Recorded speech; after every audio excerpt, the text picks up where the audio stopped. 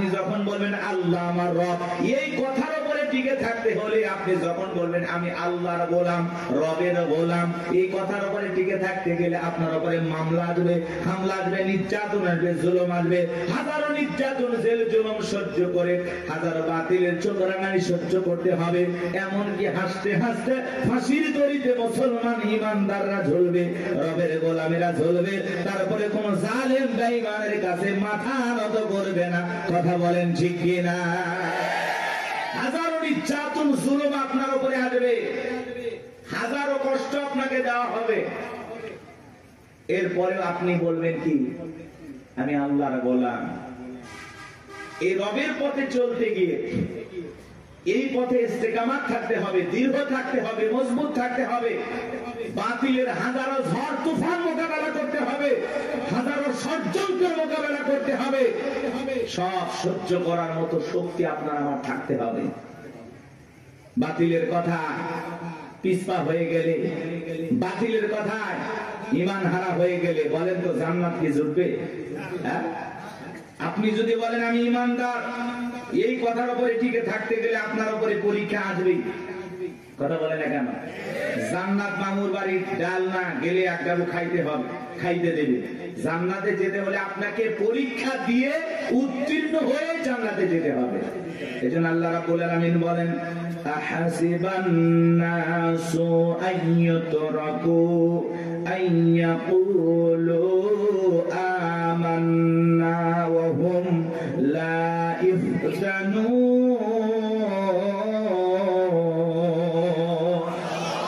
আল্লাহ বলেন মানুষেরা কি মনে করেছে ঈমান এনেছে কথা বললেই ছেড়ে দেওয়া হবে, তাদেরকে পরীক্ষা করা হবে না। আপনার আমার পূর্ববর্তী যারা পৃথিবীর জমিনে উম্মত নবী রাসূলের আগমন করেছিলেন, আল্লাহ তাআলা তাদেরকেও পরীক্ষা করে জেনেছেন ঈমানের দাবিতে কারা সত্যবাদী আর কারা মিথ্যাবাদী। আল্লাহ তাআলা আপনাকে আমাকেও পরীক্ষা করে জানবেন আমরাও ঈমানের দাবিতে কারা সত্যবাদী আর কারা মিথ্যাবাদী। কথা বলেন, ঈমান এনেছে কথা বললে আল্লাহ ছেড়ে দেবে না। আল্লাহ পরকাল বিশ্বাস করি কথা বললেই ছেড়ে দেবে না। আপনাকে আল্লাহ তাআলা পরীক্ষা করে দেখবেন। কি করবেন? এই কথার উপরে যারা ইস্তেকামাত থাকবে, অবিচল অটল থাকবে, আপনার হাত কাটতে পারে, পা কাটতে পারে, শুলিতে চড়াতে পারে, ফাঁসির দড়িতে ঝুলাইতে পারে, রিমান্ডে নিতে পারে, হাজারো নির্যাতন জুলুম করতে পারে। কথা বলেন, সবকিছু সবার মতো সহ্য করার মতো শক্তি আপনার থাকতে হবে। আর আপনি এমন ইমানদার, যদি দেখেন সামনে মিছিল ধরে নিয়ে যাচ্ছে, আজকে মিছিলে দেওয়ার দরকার নাই। আপনি এমন ইমানদার বলে দাড়ি টুপি দেখলেই ধরতেছে, সেলুনেতে সেটা আপাতত দাড়ি কেটে দিয়ে অবস্থা খারাপ, পরে দাড়ি রাখা যাবে, এই ইমান নিয়ে যান না, এই ইমান নিয়ে না। যে অবস্থার বেগুটি দেখলে টুপি বা দাড়ি বা আছে না, কি বলেন? এরকম নিয়ম যদি হয়, ধরেন একটা জালেম শাসক আসলো, নিয়ম করে দিল বাংলাদেশে দাড়ি টুপি দেখলেই ধরো, কি বলেন? এত টুপি দাড়ি থাকবে? যার কিনা ইমান দুর্বল, বউ বলতে জীবন আগে বাঁচাও, কথা কয় না? এই ইমান নিয়ে জান্নাতে যাবে না। একটা সুন্নতের জন্য আপনি জীবন দেবেন, কিন্তু সুন্নত সারা যাবে নাকি? কষ্ট হচ্ছে আপনাদের, মন খারাপ করতেছেন, একটু আয়াতের গভীর যাই তো বুঝতে পারবেন। আমার আল্লাহ রাব্বুল আলামিন বলেন ইন্নাল্লাযীনা ক্বালু রাব্বুনাল্লাহ, নিশ্চয়ই যারা বলে আমাদের রব আল্লাহ। ও টাঙ্গাইলের মুসলমানেরা ডান হাতটা তুলে শাহাদাত আঙ্গুলে দ্বারা ইশারা করে আসমানের দিকে তাকায় বলেন তো আমাদের রব কি? আরেকটু জোরে ডাক দেন, কে? ভালোবেসে ডাক দেন আল্লাহ।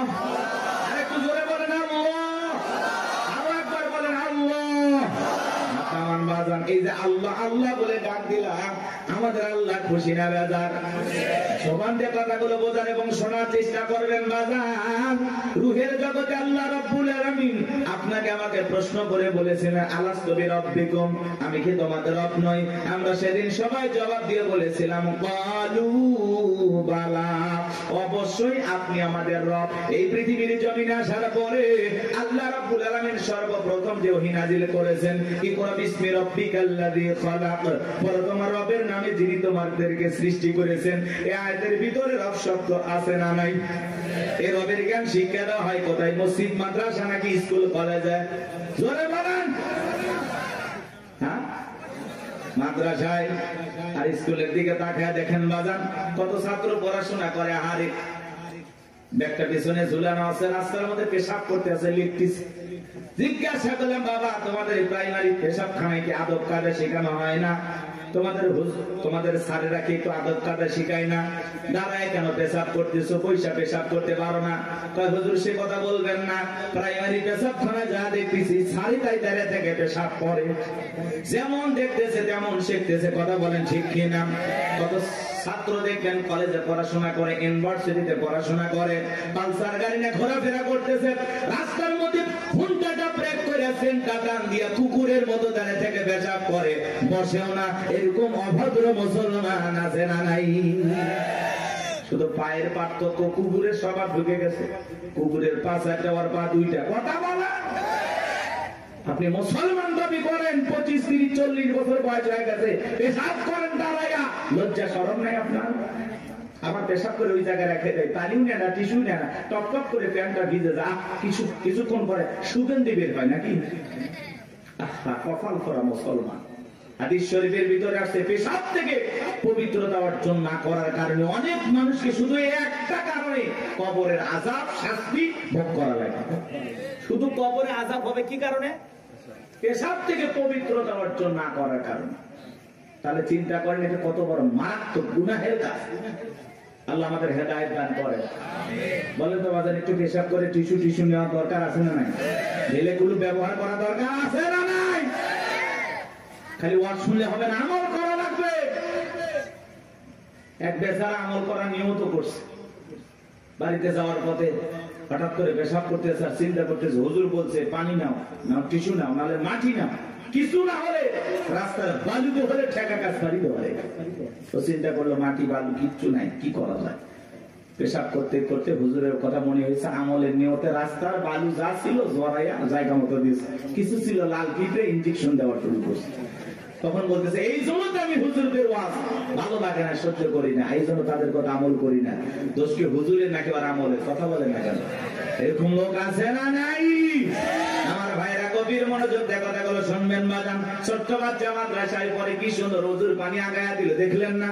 কি সুন্দর টিস্যুটা আগায়া দেয়, ছোট্ট বাচ্চা কি সুন্দর বৈশা বৈশা পেশাব করে, দাঁড়াইয়া পেশাব করে না। ওই ছোট্ট মানুষ 7-8 বছর বয়স বাড়িতে যা মাকে সালাম দেয়, বাবাকে সালাম দেয়, পাড়া প্রতিবেশীদের গেলে সালাম দেয়, কি সুন্দর তাদের ব্যবহারে চলাফেরা দেখে মায়া লাগে। সন্তানকে যদি মানুষের মতো মানুষ বানাইতে চান, মাদ্রাসায় পড়ানো ছাড়া বিকল্প কোনো রাস্তা খোলা নাই। কথা বলেন ঠিক কিনা? সন্তানকে যদি আদবওয়ালা, আখলাকওয়ালা, চরিত্রবান বানাইতে চান, সর্বপ্রথম কোরআন হাদিসের জ্ঞান শিক্ষা দেন। কোরআন হাদিসের জ্ঞান দিয়ে অন্তরটা আলোকিত করেন, এরপরে ডাক্তার বানান, ইঞ্জিনিয়ার বানান, পৃথিবীর যেই সেক্টরে যাবে সেই জায়গাটাকে আলোকিত করবে। কথা বলে ঠিক কিনা? এজন্য সন্তানকে সর্বপ্রথম কথাই দেবেন, এরপরে যেখানে ইচ্ছা সেখানে পড়াবেন ইনশাআল্লাহ।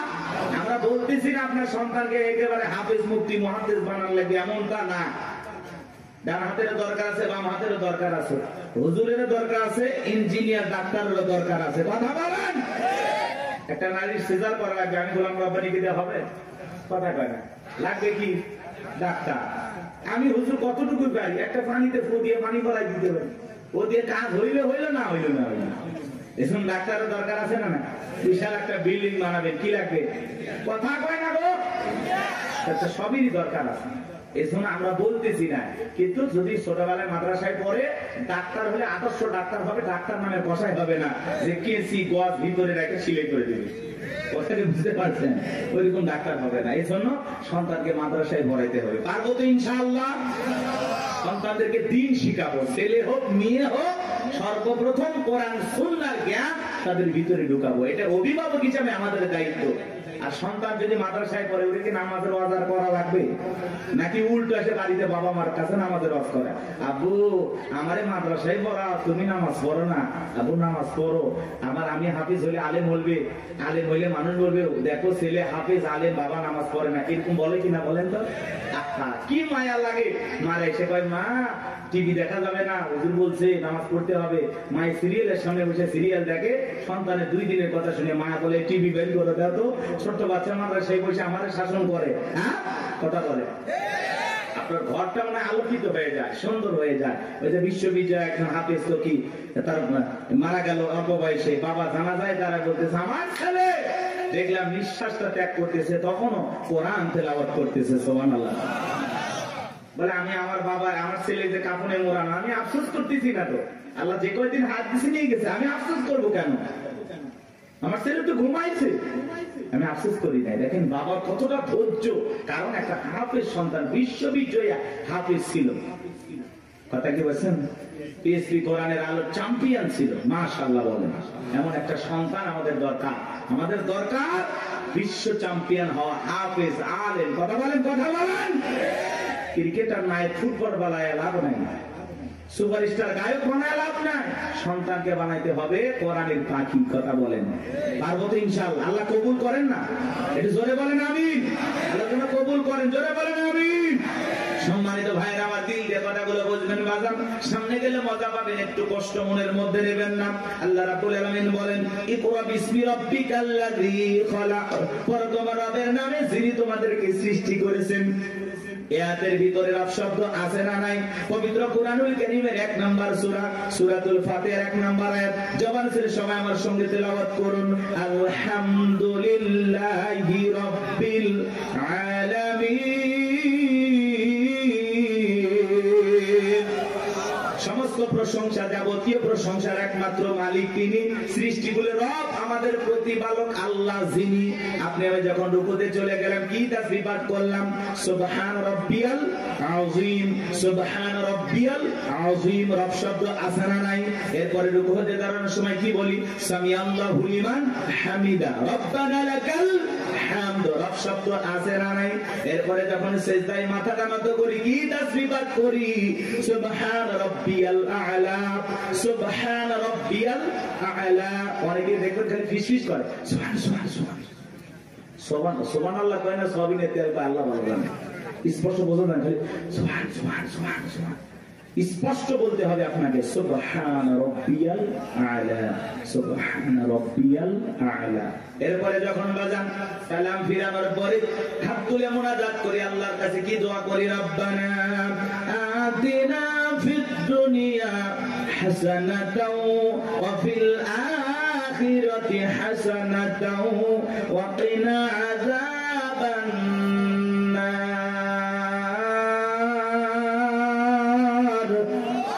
সূরা বাকারা 201 নম্বর আয়াত। আল্লাহর কাছে ডেকে বললাম, হে আমাদের রব, আমাদেরকে দুনিয়ার কল্যাণ দান করো, ওই আখিরাতের কল্যাণ দান করো, ওই কঠিন জাহান্নামের আগুন থেকে আমাদের মুক্তি দাও। তাহলে ইহকাল পরকালের কল্যাণ দেওয়ার মালিক কে?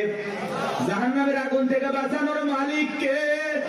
পবিত্র কুরআনুল কারীমের ভিতরে 114টা সূরা আছে, সর্বশেষ যে সূরা, সূরাটির নাম হলো নাস, তার 1 নাম্বার আয়াত, কুল আউযু বিরাব্বিন নাস। এর ভিতরেও রব শব্দ আছে না নাই? এবার জানবো আমার, আপনি আমি যেদিন মারা যাব, মসজিদের মাইকে যেদিন এলান জারি হবে, এই গ্রামের অমুক ব্যক্তি বেঁচে নাই, ইন্না লিল্লাহি ওয়া ইন্না ইলাইহি রাজিউন। আপনার আমার মৃত্যুর সংবাদ শোনার পরে স্ত্রী কেঁদে বলবে স্বামী নাই, ছেলে কেঁদে বলবে বাবা নাই, মেয়েটা কেঁদে বলবে বাবা নাই, পিতা মাতা বেঁচে থাকলে বলবে কলিজার ধনটা হারাইলাম। আত্মীয় স্বজন সবাই আপনার আমার জানাজায় আসবে শেষ বিদায় দেওয়ার জন্য। বাজান আমার, ওই দামি বিল্ডিং বানাইছেন, দামি বাথরুম বানাইছেন, কোথাও আপনার জীবনের গোসলটা হবে না।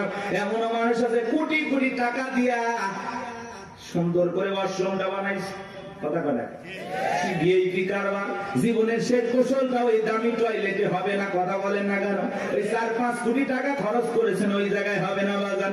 ওখান থেকে বের করে চোখের উপরে শোয়া মশুরি টাঙ্গাইয়া দেখে রঙিন পোশাক কইলা বড়ই পাতার গরম পানি দিয়া গোসল করাবে, আতর সুরমা লাগায় জন্মের মতো সাজাবে, সাদা কাপড়ে চকলেটের মতো ওরাইয়া মসজিদের কাটিয়াতে দুইলা 4 জন বরযাত্রী দইরা একটা দুবা করে কবরস্থানে নিয়ে যাবে। ওই কবরে 3 জন ব্যক্তি নামবে বাজার লাশটা রাখার জন্য।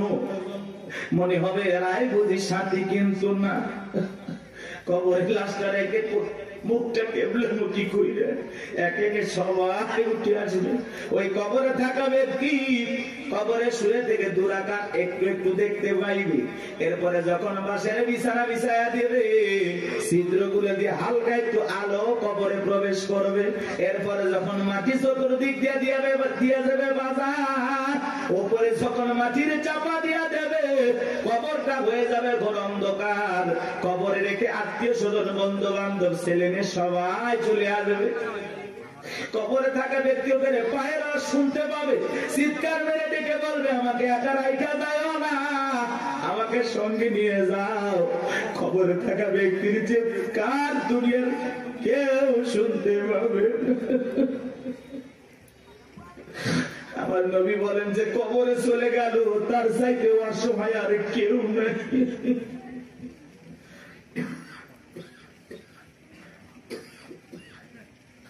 আমার নবী যে বলেছেন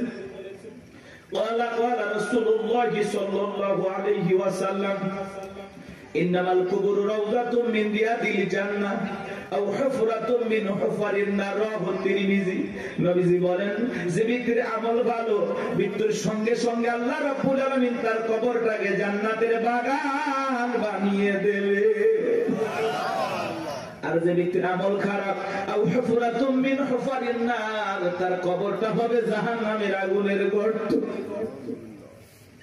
আমার নবী এক জায়গায় বসা, জিবরাইল এসে বলে নবী গো, এই মুহূর্তে একটা আওয়াজ হলো, আপনি কি শুনতে পাইছেন? আমার নবী বলে হ্যাঁ শুনতে পাই না।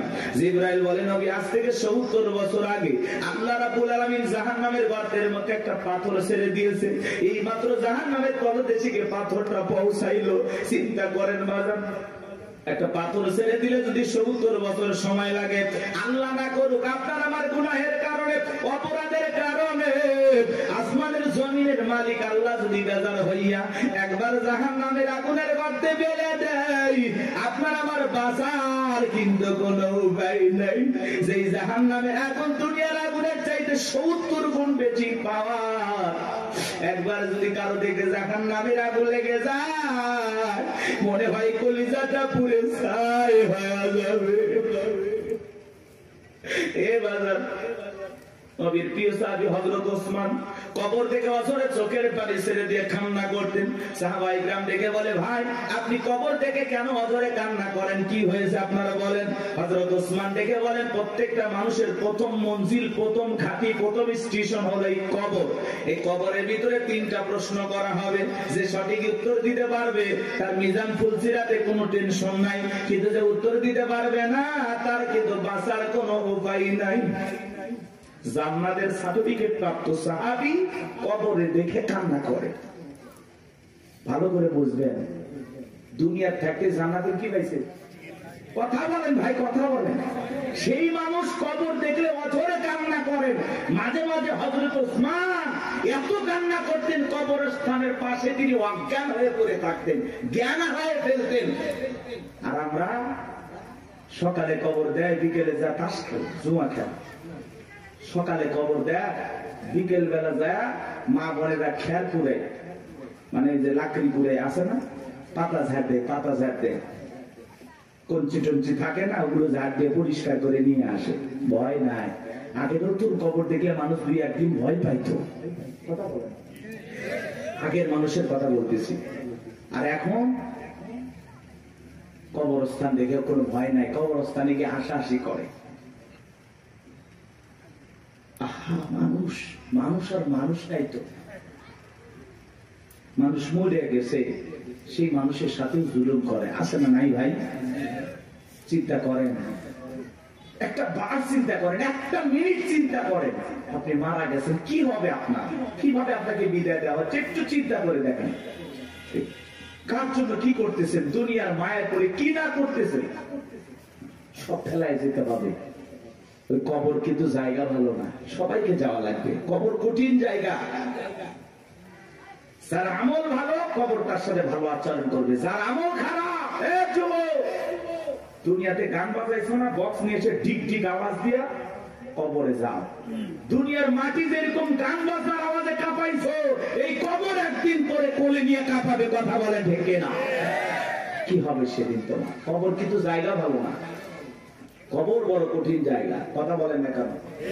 6 দিন পরে নখ খসে যাবে, 9 দিন পরে চুল, কবর গায়ের সামান নিতে কইর না কেউ ভুল। কবর জায়গা ভালো নয়, কবর জায়গা ভালো নয়, কবর জায়গা ভালো নয়। আমল দিয়ে কবর গৃহ সাজায়া নিতে হয়। 17 দিনে পেট ফেটে শেষ পোকার খাদ্য হবে, 7 দিন পরে গোস্তা দেবে না, কঙ্কাল পরে রবে। চিন্তা করেন, ইস, এই সুন্দর দেহ, কত রং বেরঙের সাবান শ্যাম্পু, কত কিছু ব্যবহার করলাম, কত মেডিসিন, কত তেল, কবরে গেলে দেহের গোস্তগুলো খসে পড়বে, পেটটা ফুলে ফেটে যাবে, পোকাগুলো খিলবিল করে নাক মুখতে ঢুকে যাবে, চুলের সৌন্দর্য শেষ হয়ে যাবে, মাটি হয়ে যাবে সবকিছু। কি নির্মম পরিস্থিতি আমার সামনে, কি কষ্টের দিন আমার সামনে। আর আমি সেই দিনগুলোর ব্যাপারে দেখিয়া দুনিয়া পাইছি, পাগল হয়ে গেছি, কথা বলেন না কেন ভাই?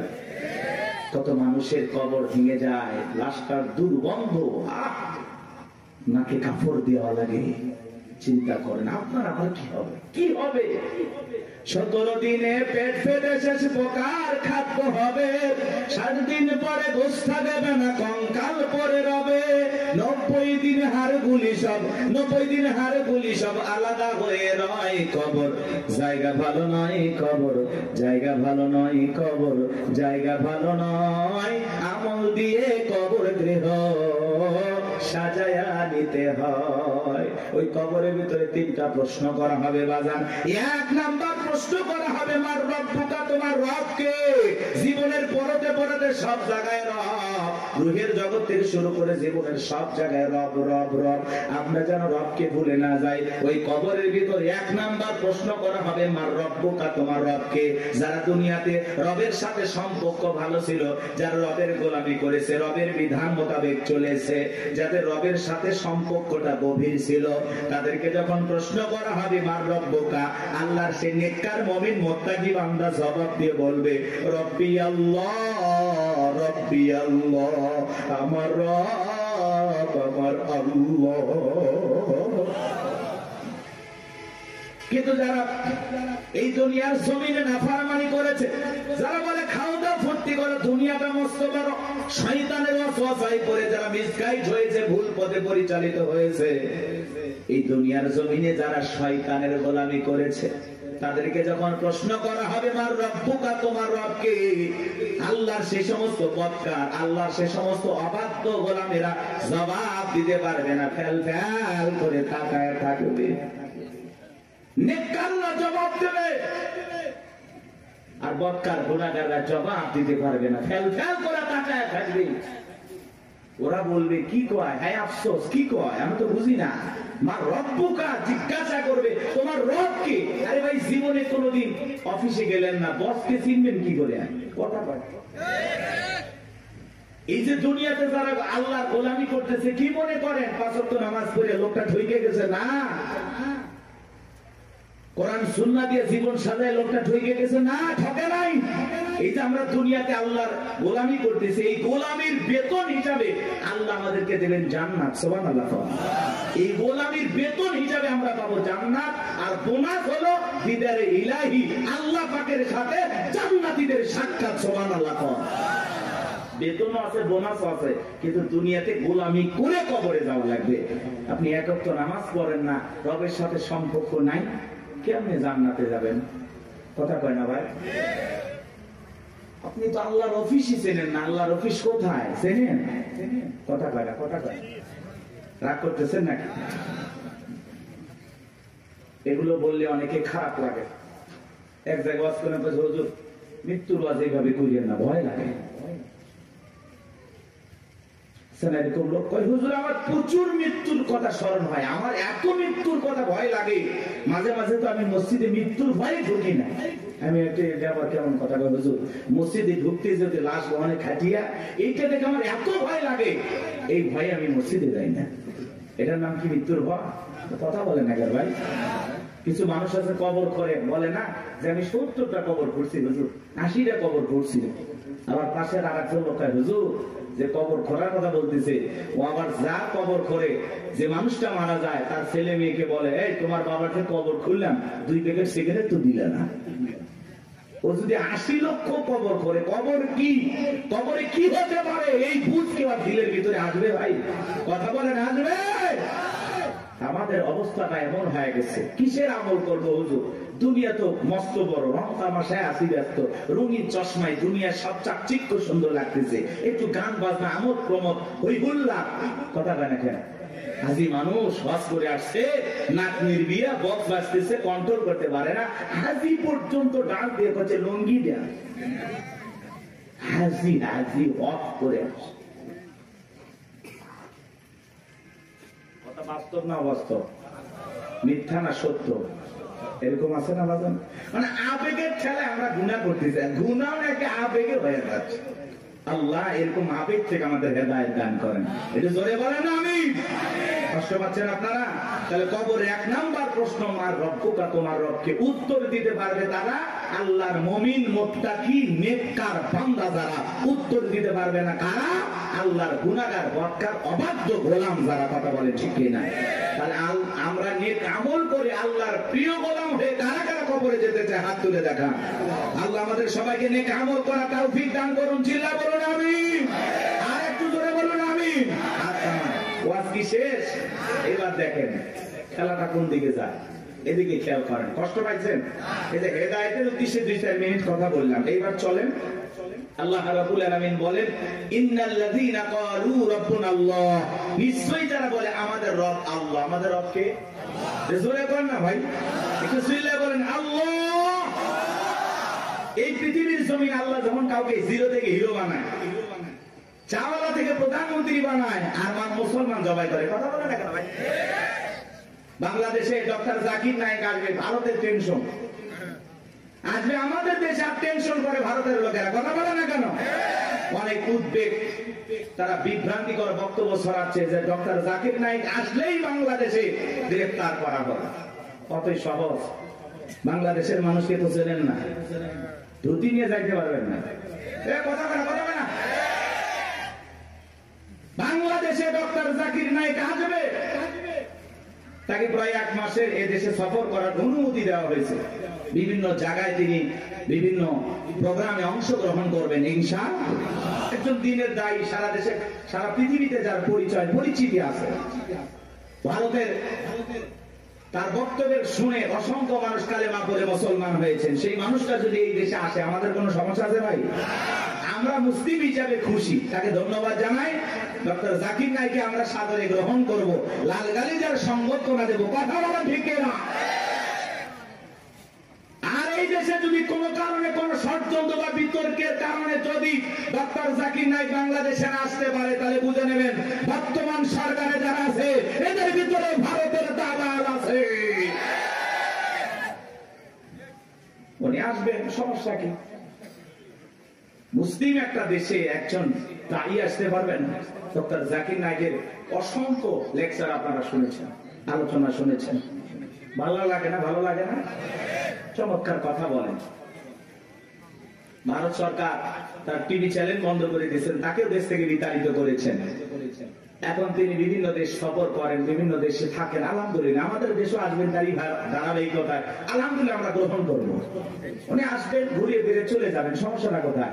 এতে ভারতের মাথা ব্যথা দরকার আছে? আমাদের দেশে আমরা ডক্টর জাকির নাইককে নিয়ে আসবো নাকি খানাই খাবার ইমামকে নিয়ে আসবো, সেটা ভারতের কাছ থেকে শোনা লাগবে। ভারতের কথা আমরা চলি, এজন্য আমরা বলেছি আমরা বারবার রক্ত দিয়ে দেশকে স্বাধীন করেছি।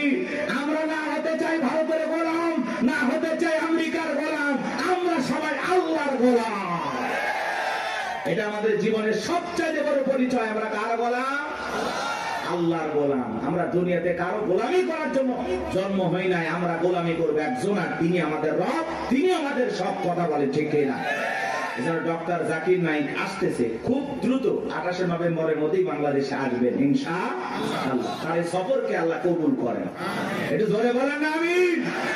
এটা নিয়ে ভারতের মাথা ব্যথা, অনেক টেনশন, মিডিয়াতে অনেক আলোচনা, তুমুল আলোচনা, সমালোচনা চলতেছে, বিতর্ক চলতেছে। সব বিতর্কের অবসান ঘটবে উনি যখন বাংলাদেশ বিমানবন্দরে পৌঁছাবে। আশা করি উনি আসবে ইনশাআল্লাহ। আমার ভাইরা দিল দিয়ে কথাগুলো বোঝার চেষ্টা করবেন। ইন্নাল্লাযীনা ক্বালু রাব্বুনাল্লাহ, নিশ্চয়ই যারা বলে আমাদের রব আল্লাহ। গভীর মনোযোগ দিয়ে কথাগুলো শুনবেন বাজান। এই পৃথিবীর জমিনে আল্লাহ কাউকে জিরো থেকে হিরো বানায়, সাওয়ালা থেকে প্রধানমন্ত্রী বানায়। নিঃস্ব পৃথিবীতে কেউ বেঁচে নাই। চিল্লায় বলে দুনিয়াতে আমার কেউ নাই। সেই মানুষটাকে আল্লাহ নিঃস্ব থেকে ক্ষমতার চেয়ারে বসায়, সেই মানুষটাও ক্ষমতার চেয়ারে বসে জুলুম করে, অত্যাচার করে। কথা বলেন ঠিক কি না? এই পৃথিবীর জমিনে এরকম একজন জালেম ছিল ভবঘুরে, যে নিজেকে আনা রব্বুকুমুল আলা বলে দাবি করেছিল, নিজেকে প্রভু বলে দাবি করেছিল, খোদা বলে দাবি করেছিল, রব বলে দাবি করেছিল। এ ছিল একটা ভবঘুরে যুবক। ভবঘুরে যুবক মানে বোঝেন না? যারা ইয়াবা, ফেনসিডিল, গাঁজা, মদ খায়, গাছক ধাক্কা মারে। ভাই ভাইজান সাইদ খান আছে না? নাই। বাড়িতে যায় বলে বউ দরজা খোল। কথাকে বোঝেন নাই? বউ যখন দরজা খুলে দিয়েছে, ভাই মা এত দেরি করলি কেন? বউ তখন দিকে বলে কি ব্যাপার, আমার মা কইলি কেন? আজকে একটু বেশি মাল খাচ্ছি। তুই মা না বউ বুঝতে পারতেছি না। এরকম মাতাল আছে না নাই? কিছু কিছু ছেলে পেলে আছে সন্ধ্যা হলে ঘরে দরজা বন্ধ করে জিকির করে, ইজ্ঞাবা ইজ্ঞাবা ইজ্ঞাবা। মা বাবা চিন্তা করে, বাবা এটা কিসের ট্যাবলেট, সরস্বতী বলা কথা। কই কিচ্ছু বোঝার দরকার নাই, টাকা দে নইলে তোর মাথা ফাটাবো। এরকম ইয়াবা খোর আছে না নাই? যারা ইয়াবা খায়, ফেন্সিডিল খায়, গাঁজা মদ খায়, যুবক রে, সমাজের মানুষ তাদেরকে নেশাখোর বলে, টোকায় বলে। যারা নেশা করে তাদেরকে মানুষ ভালো চোখে দেখে না। সে ভালো সন্তান হতে পারে না, ভালো স্বামী হতে পারে না, ভালো বাবা হতে পারে না। নিঃস্ব করে সে সবাইকে। কথা বলে নেশা করে না, তার পরিবারকে নিঃস্ব করে।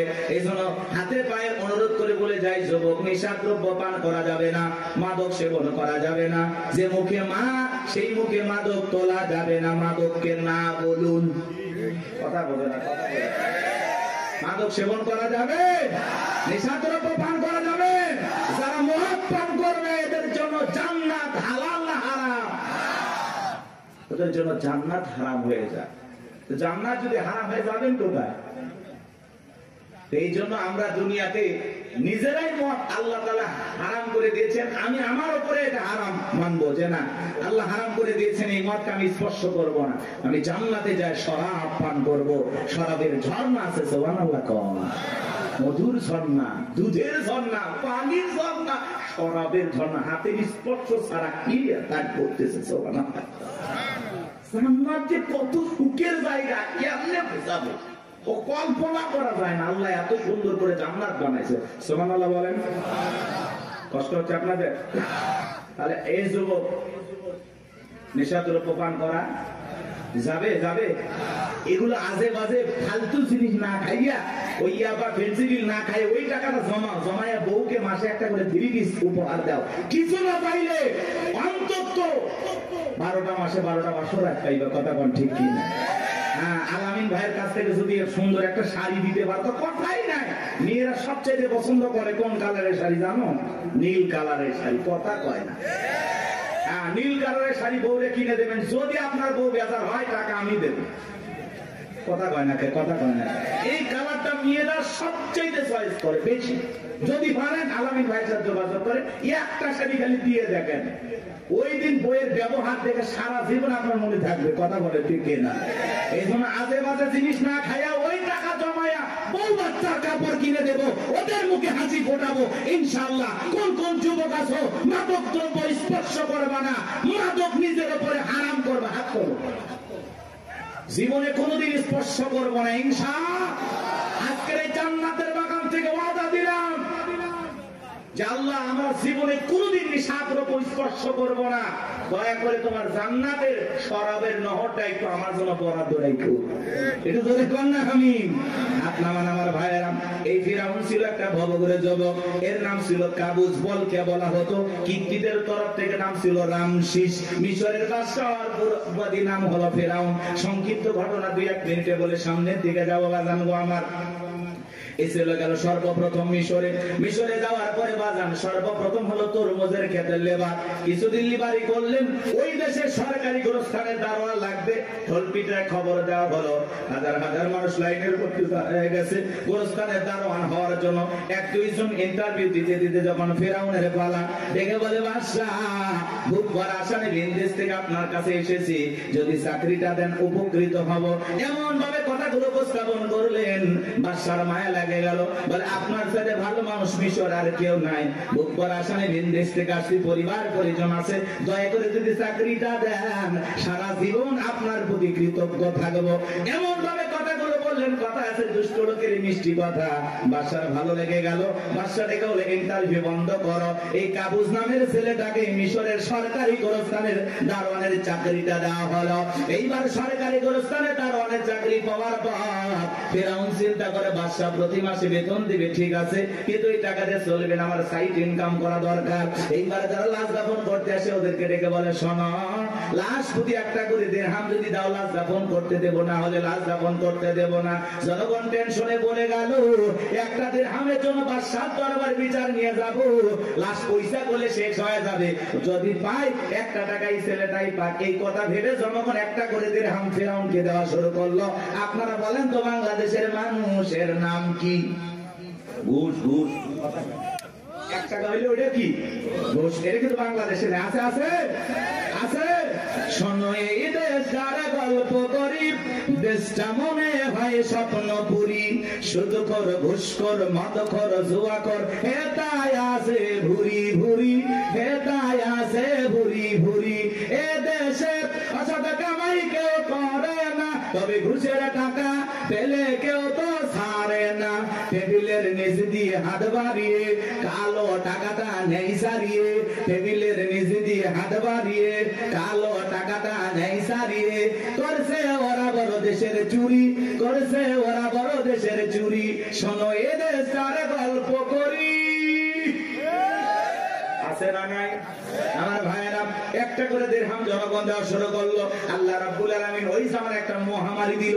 2020 সালে আল্লাহ তাআলা আমাদেরকে একটা মহামারী দিয়েছিলেন, ধরো না ছুঁয়ো না, নাম হলো করোনা। করোনা রোগে আক্রান্ত হয়ে বাবা মারা গেছে, ছেলে বাবার লাশটাও দেখতে যায় নাই, বাবার কবরে মাটিও দেয় নাই। বাবার সম্পত্তি ভালো লাগে, মৃত বাবার লাশকে বোঝা মনে হয়। কথা বলে, মায়ের করোনা হয়েছে জঙ্গলে ফেলা আসছে, বন্ধুর করোনা হয়েছে বন্ধু দেখতে যায় নাই, ভাইয়ের করোনা হয়েছে ভাই দেখতে যায় নাই, স্বামীর করোনা হয়েছে স্ত্রীর কাছে যায় নাই। খাবারের প্লেটটা সাজায় লম্বা একটা বাঁশের লাঠি দিয়ে আস্তে করে স্বামীর ঘরে খাবার ঢোকায় দিয়েছে। কথা বলেন, স্বামী যখন সুস্থ হয়েছে বিবি কাছে ডাকে বলে, জোসনার বাপ, আমি তোমার কত ভালোবাসি তুমি জানো না। শাড়িটা দিয়ে সুন্দর করে মুখটা মোছায় দিতেছে, আর ডেকে বলে, জোসনার বাপ, তাহাজ্জুদ পড়ে পড়ে তোমার জন্য দোয়া করেছি, আল্লাহ আমার জোসনার বাপের হায়াত বাড়ায় দাও। স্বামী মনে মনে হাসে আর বলে, বিবি রে, তুই যে আমার কত ভালোবাসিস, আমার বোঝা হয়ে গেছে। আমি যখন অসুস্থ ছিলাম জানালা দরজার দিকে তাকায় থাকতাম, এই বুঝি দরজা জানালা খুলে গল্প করবি, 2টা কথা বলবি, একবারও দেখা করলি না। মোবাইলে তোর ছবি দেখে দেখে মনের দুঃখের কথা ভুলে যাইতাম। তুই যে আমার কত ভালোবাসিস প্রমাণ আমি পাইছি। আমি যখন অসুস্থ ছিলাম আমারে তুই বাঁশ দিয়া খাওয়াইছিস। কথা বলে না, এজন্য করোনা মহামারী বুঝে দিয়েছে দুনিয়াতে কেউ কারো আপন না। কথা বলেন, সত্য না মিথ্যা? ওই সময় একটা আতঙ্ক ভয়, কেউ কারো কাছে যায় নাই। বাজানো আমার এই দুনিয়াতে একটা করোনা মহামারীতে মানুষ মারা গেল, মানুষ আর একটা মানুষের কাছে গেল না, বাবার কাছে সন্তান গেল না। তাহলে ভেবে দেখেন বাজান, দুনিয়াতে কেউ কারো আপন না, সব মিথ্যা মায়া, মিথ্যা মায়া। কথা বলে না, আপনি কি মনে করেন আপনি মারা গেলে আপনার পরিবারের লোকজন আপনাকে ছাড়া অচল হয়ে যাবে, তারা ভেঙে পড়বে? কিচ্ছু হবে না তাদের। আপনি মরে গেলেও আপন গতিতে আপনার পরিবারের লোকজন তাদের জীবন সাজাবে। আপনার জন্য কেউ অপেক্ষা করবে না। আপনার জন্য পৃথিবীর কোনো কিছু থেমে থাকবে না, না দোকান, না ব্যবসা প্রতিষ্ঠান, না আপনার স্ত্রী, না আপনার সন্তান, না আপনার ব্যবসা বাণিজ্য, ক্ষেত খামার, কোনো কিছুই থেমে থাকবে না। আপনি মরে গেলেও সব আপন গতিতেই চলবে। কথা বলে ঠিক না? বরং আমরাই বেশি বেশি ভাবতেছি যে আমি মরে গেলে আমার পরিবারে কি হবে না হবে। ওদের কথা ভাবতে গিয়ে আমরা আখিরাত ভুলে গেছি। এজন্য আসুন আখিরাতকে টার্গেট করি। কথা বলে না কেন? আখিরাতকে টার্গেট করি। এর মধ্যে দুনিয়া যতটুকু হয় হইলেও আলহামদুলিল্লাহ, না হইলে আলহামদুলিল্লাহ। কথা বলে ঠিক না? কিন্তু বেশি দুনিয়াকে টার্গেট করলে আখিরাত আমাদের কাছ থেকে দূরে সরে যাবে। এজন্য আমরা দুনিয়া টার্গেট করবো না, আখিরাত। আমাদের কার প্রয়োজন বেশি? আল্লাহকে প্রয়োজন দরকার না? তাহলে আখিরাতকে টার্গেট করতে হবে। এই পৃথিবীতে আল্লাহ হলো আমাদের সবচেয়ে আপন। স্ত্রী বলেন, সন্তান বলেন, সবাই স্বার্থ স্বার্থ স্বার্থ ছাড়া কেউ আপনাকে চেনে না। পুরুষ হলো টাকা কামানোর মেশিন। পুরুষের টাকা আছে, পুরুষের পাশে সবাই আছে। পুরুষের টাকা নেই, পকেট ফাঁকা, রাস্তার ভিক্ষুক আপনার সাথে দেখা করবে না। কথা বলে ঠিক না? টাকা আছে, পুরুষের সম্মান আছে। টাকা আছে, পুরুষকে সবাই চেনে। সবাইকে বোঝেন নাই? ওই যে গান শুনছেন না, গান শুনছেন, ওই দিকে যাবো না, রাগ করছেন। আপনারা তো রাগ করতেছেন। কি করবো না দোয়া করবো বলেন? আচ্ছা বলেন তো, পুরুষ হলো প্রয়োজন মিটানোর মেশিন। টাকার প্রয়োজন, সম্পদের প্রয়োজন। কথা কয় না কেন? এই প্রয়োজন মিটানোর জন্য আল্লাহ আমাদের দুনিয়ায় পাঠাইছে। কথা কি বুঝতে পারতেছেন বাজান? মন খারাপ করবেন না। যে কথা বলতে চাচ্ছিলাম বাজান, দিল দিয়ে কথাগুলো বোঝার চেষ্টা করবেন, গভীর মনোযোগ দেবেন, সামনে গেলে মজা পাবেন। হে যুবক, তোমরা নিরাশ হয় না। তোমরা যুবক, আমিও যুবক। তোমাদের মনের দুঃখটা কি বুঝি। একটু অপেক্ষা করো, তোমাদের জন্য স্পেশাল কিছু আলোচনা মাথার মেমোরিতে সেভ করা আছে, সময় মতো ডাউনলোড দিয়ে শোনায় দেব। মা বোন যারা বসে আছে না, মা একেবারে নিরাশ হবেন না। মা মহিলা প্যান্ডেল মা বোনদের জায়গা হচ্ছে না, আমি শুনেছি। আর পাগলিদের জায়গা একটু বেশি লাগে। ওদের ঘরেও যদি কোন দখল করতে চায়, বাহিরে গেলে দখল করতেছে। কথা বল না কেন? এই যে মা বোনদের জন্য কিছু ওয়াজ করা দরকার আছে না নাই? কিছু বাঁকা পথে মা বোন চলে, বাঁকা পথে চলা মা বোনদেরকে ওয়াজের মাধ্যমে আজকে একটু সোজা করা হবে। একটু সময় দেন, সামনে যায়। আমার ভাইয়েরা চলেন, সামনের দিকে যায় বাজান। ওই ডায়রিয়া কলেরা মহামারীতে হাজার হাজার মানুষ মারা গেল। আর ফিরাউনের পকেটে টাকা ঢুকলো। টাকা পাইতে পাইতে এত টাকার মালিক হয়ে গেল বাজান। টাকা রাখার কারোর কোন জায়গায় নাই। এবার বাদশার দরবার একদিন চলে আসছে। বাদশা, আমার কাছে কিছু টাকা পয়সা আছে। এলাকায় যারা গরিব মানুষ হাজরা দিতে পারে না, দুঃখী মানুষ খাইতে পারে না, আমি তাদের একটু জনসেবামূলক কাজ করতে চাই। বাদশাটাকে বলে, বাবাই তো ভালো উদ্যোগ, তোমার মতো ছেলে ঘরে ঘরে জন্ম নেওয়া দরকার। এইবার জনগণের সেই সমস্ত টাকাগুলো নিয়ে আসা গরিব মানুষের মাঝে বিতরণ করলেন, খাজনা পরিশোধ করে দিলেন। বলেন তো টাঙ্গাইলের মুসলমান বুঝে থাকলে বলেন তো টাকাগুলো ছিল কার? মাইক ধরে বলতেছে 5 লাখ দেব, ওই টাকা পাবে কোথা থেকে? আসমানের ফেরেশতারা প্যাকেট পাঠাবে নাকি? ভালো করে বুঝবেন কোন টাকা কোন জায়গায় যায়। আমাদের গাইবান্ধার আঞ্চলিক ভাষা একটা কথা বলে, মাছের তেল দিয়ে মাছ ভাজা। কথা কি বুঝতে পারতেছেন? জনগণের টাকা জনগণের মাঝে বিতরণ করে ফাও ফাও বাহাবা পাইলু। জনগণ দিকে বলে, আরে রাজ্যের বাদশা যদি এই ব্যক্তি না হয়া গোরস্থানের ছেলেটা হইতো, না জানি আমাদের কপাল খুলে যেত। নির্বাচনের আগে একটু জনসেবামূলক কাজ করা দরকার আছে না নাই? আমার এলাকার এক নেতা কাঁচা রাস্তা মানে মাটি রাস্তা, বোঝেন তো বাজান, ইট পাটতেছে, 2 গাড়ি ইট পাটতেছে। মানুষজন বলে, বাবা ইট পাটতেছে, তুমি তো এখনো নেতা হয় নাই, কারণটা কি? ছেলেটা বলতেছে, আপাতত ইট পেলে দিলাম, আর ভবিষ্যতে আমার মার্কায় যদি সিলভার এলাকার নেতা বানা দিতে পারে, আমার 1 নাম্বার টার্গেট এই কাঁচা রাস্তা পাকা করা। এই রাস্তাতে আপনাদের ছেলে স্কুলে যাইতে পারে না, আপনারা হাটে বাজারে যাইতে পারেন না, মাঝে মাঝে আপনাদের কথা মনে হলে রাতে ঘুম আসে না। কি অভিনয়! নেতা হতে গেলে অভিনয় জানার দরকার আছে তো না? কথা কয় না। যারাই নেতা এরাই কিন্তু পুরোটা কি অভিনেতা। অভিনয় না জানলে নেতা হওয়া যায় না বাজান। ভালো করে বোঝার চেষ্টা করবেন। জনগণ বিশ্বাস করে যদি নেতার মার্কায় সিল মারে, নেতাকে নির্বাচিত করে, নেতা তো এলাকায় থাকে না, ঢাকা শহরে বান্ধবী নিয়ে ঘুমায়। কথা বলেন ঠিক কিনা? মার্কা থাকে যে কয়দিন নেতার আনা গোনা সে কয়দিন। আমরাও জনগণ কম খারাপ না, 1.5 টাকার বিরিয়ার 3 টাকার চা খায় কি স্লোগান। বল্টু ভাইয়ের চরিত্র ফুলের মতো পবিত্র, নামাজ পড়া কক্ষ গাঁজা খাই 5 ওয়াক্ত কম চুরিতে পাকা ভক্ত, শয়তানের 1 নাম্বার ভক্ত, হুজুরের জন্য খুবই শক্ত চুষা খাই গরিবের রক্ত।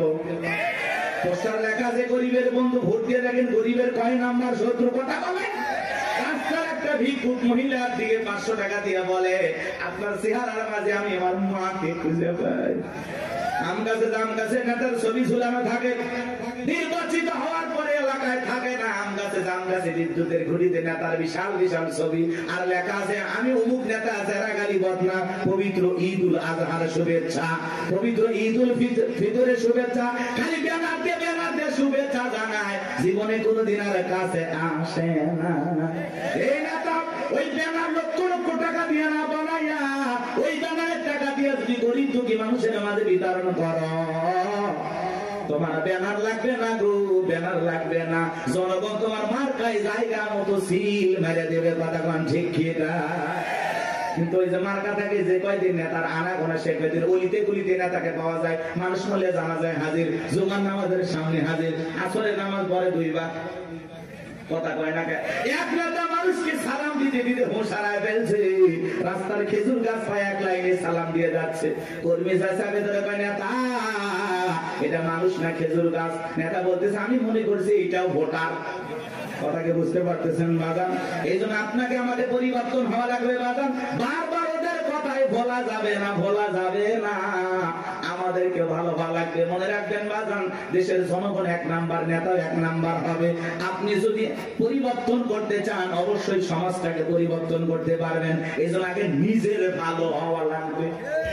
আপনি যেমন দেশের নেতাও কিন্তু ওইরকম হবে। 2 নাম্বার আপনি, নেতা হবে 4 নাম্বার। কথা কি বুঝছেন?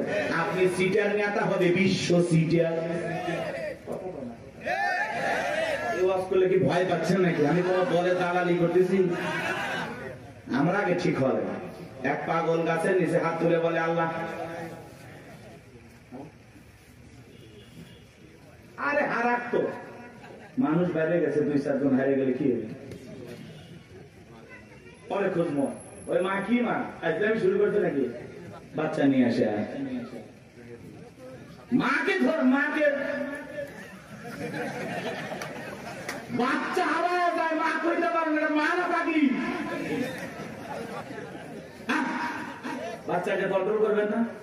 এ বাবা জাহিদ, তোমার মা কান্না করে, আসো বাবু আসো, সাতুটিয়ে বাড়ি। ও